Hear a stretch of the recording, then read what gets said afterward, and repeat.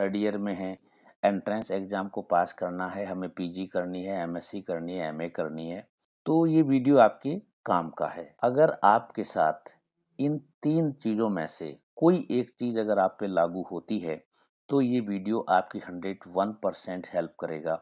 बने रहिएगा मेरे साथ वीडियो के अंत तक। जी हाँ, नमस्कार, मैं doctor Praveen Mohil, study wellness expert और एनएलपी प्रैक्टिशनर रूबरू हूँ आपसे एक बहुत ही इंटरेस्टिंग टॉपिक के साथ। और इस वीडियो में मैं मेरे 25 साल के एक्सपीरियंस और हॉस्टल लाइफ में जिन स्टूडेंट के हम साथ रहे और आज उनकी सफलता को देखा, वो एक्सपीरियंस प्लस जो माइंड का साइंस है, एनएलपी यानी कि माइंड का साइंस, ये माइंड का साइंस के जो कंसेप्ट है उस पे आधारित एक खास रिपोर्ट है जो आपको गाइड कर सकती है, जो आपकी हेल्प करेगी डेफिनेटली। जिनके साथ ये पॉइंट हैं, जैसे कि आपके पास आर्थिक तंगी है, यानी कि घर में पैसे की कमी रहती है और आप अब तक यानी कि आप थर्ड ईयर तक पहुंचे हो, तो आपने और आपके घर वालों ने कई प्रकार की आर्थिक परेशानियों से रूबरू हुए हैं और ये आपको भी मालूम है। बेशक आपको अब तक पैसे की प्रॉब्लम नहीं हुई, मगर आपको इतना पता है कि आपके घर में बहुत सारे पैसे नहीं हैं। सोशल पॉवर्टी है, यानी कि आपको लगता है कि सामाजिक रूप से जो आपको एक वेल्थ मिलनी चाहिए, एक वर्थ मिलनी चाहिए, वो आपको नहीं मिल रही है और आप चाहते हैं कि वो वैल्यू आपको मिले, वो वर्थ आपको मिले, वो इज्जत आपको मिले। आप फर्स्ट हैं, आपके परिवार में हो सकता है आप फर्स्ट हैं, या आपकी सोसाइटी में आप फर्स्ट हैं, या आपके गांव में फर्स्ट हैं, या पंचायत में, या आप अपने कस्बे में पहले वो विद्यार्थी हैं जो ये डिग्री कर रहे हैं जो अभी आप कर रहे हैं। नो अर्नर इन फैमिली, आपके घर में कोई कमाने वाला नहीं है। फॉर एग्जाम्पल, कई स्टूडेंट ऐसे हैं जिनके फादर नहीं होते, अनफॉर्चुनेट डेथ हो जाती है, मदर नहीं होती हैं, या कोई ऐसा और रीजन होता है जहाँ पे घर में कोई पैसा कमाने वाला नहीं होता और वो बच्चे जेन्युइनली आगे बढ़ना चाहते हैं, तो ये वीडियो आपकी मदद करेगा। आप रियल हार्ड वर्कर हैं, रियल हार्ड वर्कर यानी कि आप मेहनत कर सकते हैं, आप कितना भी पढ़ सकते हैं, आपको पढ़ने से कोई ऐतराज नहीं है, आपको तो और परेशानियाँ नहीं चाहिए। आपको अगर पढ़ने का मौका मिले तो आप भरपूर मेहनत कर सकते हैं। आप ज़िंदगी में सक्सेस होना चाहते हैं, किसी मुकाम पे आना चाहते हैं। इम्पोर्टेंट बात ये है कि किसी मुकाम के लिए यहाँ मैंने लिखा है no need of so called intelligency, यानी कि जो जिसको हम इंटेलिजेंसी कहते हैं, उससे ऊपर है रियल हार्ड वर्क। अगर ये पॉइंट आपके साथ हैं, तो बने रहिएगा मेरे साथ वीडियो के अंत तक। और आज हम बात करने वाले हैं पीजी एग्जाम प्रिपरेशन, वो भी अभी आपके इन एग्जाम के साथ साथ थर्ड ईयर में है, चाहे आप बीएससी में हैं या बीए में हैं या बीकॉम में हैं, तो आपको क्या करना होगा। सबसे पहला काम ये है कि आपको एक डिसीजन लेना होगा, एक निर्णय लेना होगा अभी। और वो निर्णय ये होगा कि भाई आपको पीजी करनी है या नहीं करनी, ये पहला निर्णय बहुत ज़रूरी है। और अगर आपने निर्णय ले लिया कि नहीं करनी है, यानी कि ये जो नो मुझे पीजी नहीं करनी है, तो बहुत अच्छी बात है, कोई प्रॉब्लम नहीं है। ये वीडियो भी आपके काम का नहीं है, आप इसको बंद कर सकते हैं अभी भी। दूसरा डिसीजन आपका ये हो सकता है कि हाँ मुझे पीजी करनी है, तो आपको एक डिसीजन और लेना पड़ेगा। एक एरो मार्क ये आ रहा है ऊपर से, देखिए, यानी कि टॉप 1 कॉलेज और टॉप 1 यूनिवर्सिटी से करनी है। और एक दूसरा ये आ रहा है कि काम चलाऊ यूनिवर्सिटी से या काम चलाऊ कॉलेज से करनी है। यहाँ भी आपको एक डिसीजन लेना पड़ेगा, क्योंकि दोनों ही जगह पे एडमिशन होने में कुछ प्रक्रियाएं होती हैं, कुछ सूटेबिलिटी होती है। ज़रूरी नहीं है कि वो सूटेबिलिटी आपके पास हो। तो चलिए, मैं ये मान के चलता हूँ कि आपने ये डिसीजन लिया है कि आप टॉप 1 से करना चाहते हैं, मगर आपके साथ कुछ परेशानियां हैं, वो आपको टॉप 1 से रोक सकती है। तो बने रहिएगा वीडियो के अंत तक। जब हमने डिसीजन ले लिया कि भाई हमें पीजी तो करनी है और अभी आपके एग्जाम भी चल रहे हैं, तो 3 स्टेप आपको फॉलो करने हैं। सबसे पहला क्या ध्यान रखना है कि इसके ऐड यानी कि इसका जो विज्ञापन आता है, यानी कि जब फॉर्म निकलेंगे उस पे नज़र रखनी है कि आपको कौन सी यूनिवर्सिटी में जाना है, राजस्थान यूनिवर्सिटी या दिल्ली यूनिवर्सिटी या कोई और यूनिवर्सिटी। या कोई और कॉलेज या कोई डिपार्टमेंट, तो उसके सब जगह पे फॉर्म निकलेंगे, विज्ञापन आएगा, उस विज्ञापन पे नज़र रखने का सबसे इम्पोर्टेंट काम है। कई बार ऐसा देखा गया कि फॉर्म निकल जाते हैं, बच्चों को पता ही नहीं चलता और सारी तैयारी धरी की धरी रह जाती है। इसके लिए आप बहुत सी सोशल मीडिया के प्लेटफ़ॉर्म्स हैं और आपके बहुत सारे दोस्त लोग हैं और आपके जो फ़ेवरेट टीचर हैं, वो इसमें आपकी मदद कर सकते हैं। सेकंड स्टेप के रूप में आपको ये करना है, तुरंत प्रभाव से, कि उस एग्ज़ाम का, यानी कि उस एंट्रेंस एग्ज़ाम का सिलेबस को आपको डाउनलोड करना है। अगर फॉर्म निकल चुके हैं, तो सिलेबस आपको वहाँ मिल ही जाएगा, तब तो आप अपना नया सिलेबस ले लें। अगर फॉर्म नहीं निकले हैं मान लो, तो पिछले साल का ओल्ड सिलेबस ले लें आप। जो पिछले साल जो एंट्रेंस एग्ज़ाम हुआ था, उसका सिलेबस को ले लें। ये 2 स्टेप पूरे हो गए यहाँ पे। थर्ड स्टेप में क्या करना है? थर्ड स्टेप में हमें इसकी प्रिपरेशन शुरू करनी है। अब प्रिपरेशन शुरू कैसे करेंगे? अभी तो एग्ज़ाम चल रहे हैं आपके। बिल्कुल, अभी एग्ज़ाम चल रहे हैं, तो हमें इसका एक सिंपल सा मेथड हम यूज़ करेंगे। जो प्रेज़ेंट पेपर है आपका, मान लो आपका बॉटनी का पेपर है, तो आप क्या करना है कि जो बॉटनी का सिलेबस यहाँ पे है, अभी थर्ड ईयर के एग्ज़ाम में जो सिलेबस है, उस सिलेबस को जस्ट 5 मिनट में इस सिलेबस से मैच करना है, यहाँ वाले सिलेबस से, यानी कि उस एंट्रेंस वाले से मैच करना है। सिर्फ इतना सा काम करना है, 5 मिनट लगाने हैं, ज़्यादा टाइम इसमें नहीं लगाना। उसके बाद जब आपको ये देख लिया कि इस मेरे थर्ड ईयर के बॉटनी के सिलेबस में, बॉटनी के पेपर में से 1 टॉपिक, 2 टॉपिक, 5 टॉपिक मैच कर रहे हैं, बस इतना सा पता होना चाहिए कि अभी मैं अगले 2 दिन, 5 दिन पढ़ने वाला हूँ, उसका कितना सिलेबस मेरे उसमें से मिल रहा है। दूसरा एग्जाम्पल, मान लो अगला पेपर आपका केमिस्ट्री का है, तो आपको केमिस्ट्री में जाके देख लेना है कि केमिस्ट्री का कितना सिलेबस है, वो यहाँ पे सिलेबस मैच करे, यानी कि जितने आपके भी पेपर हैं, उन सबको आपको यहाँ पे नए सिलेबस में या ओल्ड सिलेबस में, जो भी आपके पास अवेलेबल है, उसमें से मैच करना है और अभी आपको थर्ड ईयर के एग्जाम देने हैं बस। को बोलते हैं प्रेजेंट एग्जाम पेपर मेथड, यानी कि प्रेजेंट एग्जाम पेपर में आपको सिर्फ इतना मालूम होना चाहिए कि अभी जो मैं पढ़ रहा हूँ, अगले 2 दिन, 10 दिन, महीना, 1.5 महीना, जब तक आपके एग्जाम चलेंगे, तब तक आपको ये सिर्फ इतना मालूम रखना है कि कितने प्रतिशत सिलेबस है जो मेरे एंट्रेंस वाले सिलेबस से मैच कर रहा है, यानी कि कितना मैंने अभी पढ़ लिया है इसी एग्जाम के साथ में। जो सेकंड मेथड है, वो है बेसिक विथ लेटेस्ट, यानी कि अब आपके थर्ड ईयर के एग्जाम हो चुके हैं, आप पूरी तरह से फ्री हैं। अब यहाँ पे जो बेसिक विथ लेटेस्ट का जो बहुत इम्पोर्टेंट कंसेप्ट है, बहुत ध्यान से सुनिएगा। ध्यान से का मतलब है कि अगर आप बैठे हैं तो बैकबोन को स्ट्रेट करिएगा, उसके बाद सुनिएगा। अगर आप लेटे हैं तो बंद कर दीजिए, क्योंकि लेटने के बाद हमें नींद आती है, हमें इतना समझ में नहीं आता। अब देखिए यहाँ पे बेसिक विथ लेटेस्ट का मतलब है, एक फॉर्मूला है ये, कि 70, 20 और 10, 70, 20 और 10। इसका मतलब है कि आपका एग्जाम है, आपका एंट्रेंस, मान लो 100 क्वेश्चन आएंगे, 100 में से आपके 70 क्वेश्चन हैं वो बेसिक होंगे, याद रखिएगा। 100 में से 70 क्वेश्चन बेसिक होंगे, 20 क्वेश्चन ऐसे होंगे जो आपकी जो भी बीएससी बीए आप अभी जो आपने एग्जाम दिए वहां से आएंगे, और 10 क्वेश्चन इतने मुश्किल होंगे कि परेशानी का कारण बनेंगे। हमें क्या करना है कि इस 10 को तो छोड़ ही देना है एक बार के लिए। क्यों? पहले हम कब्जा करेंगे 70 पे, यानी कि 70 पे हमारा होल्ड हो जाएगा पहले। अब सवाल है कि 70 पे होल्ड कैसे करेंगे, यानी कि 70 में से 70 हमारे सही हो जाएं। इसके लिए आप 11th और 12th की रिफ्रेशर बुक को पढ़ना है। आप जिस किसी सब्जेक्ट के हैं, जो भी आपका सब्जेक्ट है, अगर रिफ्रेशर बुक नहीं है तो कोई बात नहीं, आपके पास जो एनसीईआरटी की जो बुक्स पड़ी हुई हैं, उनको पढ़ना है। और वो 11th और 12th दोनों को पढ़ना है। अब दोनों को पढ़ने का मतलब है कि आपका जो ये सिलेबस है, ये वाला एंट्रेंस वाला, इस सिलेबस को मैच करते रहना है, उसमें पढ़ते जाना है। जब आपका 70 पूरा हो गया, ठीक है, उसके बाद आपको पढ़ना है बीएससी की किताब से या बीए की किताब से, यानी कि 20% पे आना है।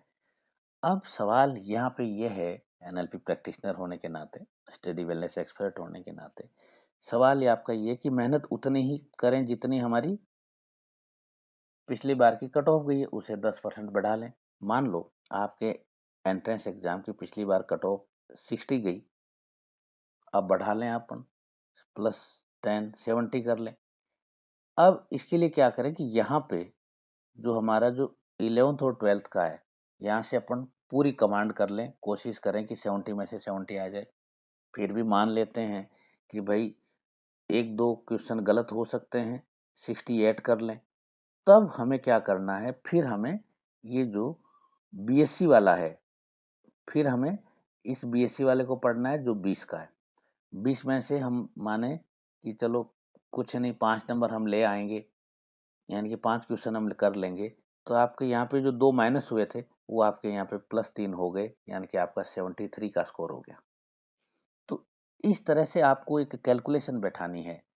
अब ध्यान क्या रखना है बच्चों, स्पेशली उन बच्चों के लिए कह रहा हूँ जिनके पास बहुत सारे पैसे नहीं हैं और जो कोचिंग नहीं करना चाहते, उनके लिए कह रहा हूँ कि आप इसी सीक्वेंस पे चलना। अदरवाइज मार्केट में ऐसे लोग हैं जो आपको इस रास्ते चलाएंगे, यानी कि पहले ये 10 क्वेश्चन तैयार कराएंगे तो आपको लगेगा बहुत अच्छा पढ़ा रहे हैं, ये तो मुझे पता ही नहीं। धीरे धीरे आपका कॉन्फिडेंस लूज हो जाएगा।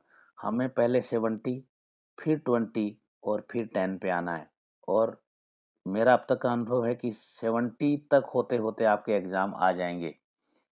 इसलिए मैंने जो भी कहा कि अभी आपको चेक करते रहना है कि बीएससी में या अभी आपके एग्जाम में कितना है। तो जो यहाँ पे जो संभावना है कि 2-4 क्वेश्चन गलत होने की, वो 2-4 क्वेश्चन अपन यहाँ से निकाल लेंगे तो आपका 70 का है, तो अगर आपका 70 तक पूरा हो जाएगा। हाँ, अगर आपकी मेरिट सपोज करो 80 से ऊपर है, तो फिर आपको इस 10 को भी ध्यान में रखना पड़ेगा, मगर ऐसा एंट्रेंस एग्जाम में होता कम है, जितनी मेरी जानकारी है। हो सकता है आपके पास ऐसी कोई जानकारी हो तो कमेंट बॉक्स में लिखिएगा जरूर, ताकि अगले वीडियो में हम उसको ऐड कर सकें। अब हम आ गए नेक्स्ट टिप्स एंड ट्रिक्स पे। ये है पहला पॉइंट, आपको समझ में आ रहा है, फैमिली का सपोर्ट और कॉन्फिडेंस मस्ट है। यानी कि आप जिस किसी एग्जाम की तैयारी कर रहे हैं, आप वहाँ जाना चाहते हैं, तो फैमिली का सपोर्ट और कॉन्फिडेंस मस्ट है। इसका मतलब ये है कि आपकी फैमिली को पता होना चाहिए कि आप क्या करने जा रहे हैं। अब कई बार बच्चे ये कहते हैं कि सर हमारे घर वाले तो पूरी तरह से अनपढ़ हैं, उनको क्या समझ में आएगा दिल्ली यूनिवर्सिटी, उनको क्या समझ में आएगा जवाहरलाल नेहरू यूनिवर्सिटी। उनको, बेशक आप सही कह रहे हैं, हो सकता है उनको नहीं, मगर उनको ये ज़रूर समझ में आएगा कि जब आप उनको ये बताएँगे, पिताजी या आपकी मदर हैं जो भी हैं, कि ये पढ़ाई करने के बाद मुझे ये फ़ायदा मिलने वाला है, हमारे घर की ये प्रॉब्लम दूर हो जाएगी। आप जब इसके एडवांटेज बताएँगे तो मेरा दावा है 99.99% वो आपकी बात को मानेंगे और आपके साथ खड़े होंगे। ये बहुत ज़रूरी है, बहुत इम्पोर्टेंट है कि फैमिली का सपोर्ट का मतलब है उनका आशीर्वाद, मतलब है कि आपकी उनसे लगातार बात होना, लगातार वो आपको कुछ अपना अनुभव बताएं और आप अपने उनके साथ साझा करते रहें। ये बहुत ज़रूरी है आज के बदलते परिवेश में, यानी कि कोविड के बाद से। दूसरा पॉइंट, फाइनेंशियल, यानी कि आपकी फाइनेंशियल सिचुएशन क्या है। आर्थिक तंगी अगर घर में है, यानी कि आपको लगता है कि पैसे कम हैं, तो आप सॉल्यूशन भी सुनिए यहाँ पे कि तो आप बड़े से बड़ी यूनिवर्सिटी को चूज करिए, बड़े से बड़े कोर्स को चूज करिए। क्यों? क्योंकि जितना बड़ी जगह आप जाएंगे, यानी कि जितनी अच्छी जगह आप जाएंगे, जितनी ब्रांडेड जगह जाएंगे, जैसे Delhi university, Jawaharlal Nehru university, Rajasthan university, ऐसे बहुत सारी अच्छी अच्छी यूनिवर्सिटीज हैं।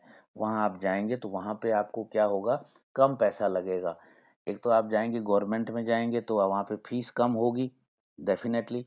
दूसरा कि वहाँ पे सुविधाएं होंगी, यानी कि आपका रहने खाने का खर्चा कम होगा। यानी कि आप हॉस्टल में रहेंगे तो हॉस्टल का जो खर्चा है वो इतना कम होता है कि हर कोई परिवार उसको अफोर्ड कर सकता है, और मेरा दावा है कि आप भी उसको अफोर्ड कर सकते हैं।